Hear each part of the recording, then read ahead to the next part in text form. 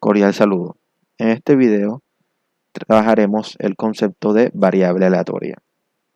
Como introducción podemos ver que en algunos experimentos no estamos tan interesados en conocer la probabilidad de que ocurra un evento, sino más bien en conocer la probabilidad de que se genere un valor numérico asociado a los resultados del experimento. Por ejemplo, podemos considerar este caso del puente, donde vemos que hay un gran número de personas sobre el puente en un momento. Entonces una variable de interés en ese caso podría ser el número de personas que están en el puente en ese instante. Ese número obviamente va a depender del instante y puede ser muy variado. Asimismo podemos considerar el tiempo que transcurre sin que haya personas en el puente. En ese caso también tendríamos una variable cuyos valores serían esos valores del tiempo, cuánto tiempo duró el puente sin personas. De esta manera, pues la variable va a ser esa forma de asignar el valor numérico al resultado del experimento aleatorio. Esa forma va a ser una función y esa función es la que llamaremos variable aleatoria. Entonces, por ejemplo, podemos ver cuántos goles hará Colombia en el partido del 19 de junio contra Japón. El número de goles puede ser 0, 1, 2, 3, 4, 5, no se sabe. Eso es una variable y por eso se da una variable aleatoria. Y otra puede ser cuánto tiempo separará el primero del segundo lugar en el Gran Premio de Australia Fórmula 1, podemos ver que ese tiempo también puede ser muy variable y eso es la variable aleatoria. Finalmente no estamos interesados tanto en la variable en sí, sino en un modelo que nos permita calcular probabilidades a partir de la variable aleatoria. Para establecer este modelo y sus características, pues tenemos que ver cómo es la variable en sí, y eso depende de los valores que ella pueda tomar. La variable aleatoria se clasifica dependiendo de los valores que puede tomar en discreta y continua.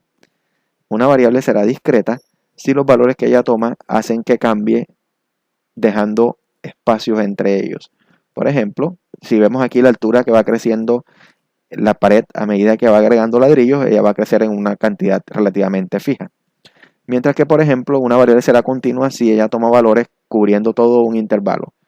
En este caso podemos ver cuando abrimos la llave, el vaso se llena continuamente hasta llegar a un valor máximo. O sea, la altura a la cual está el nivel de agua en el vaso es una variable continua.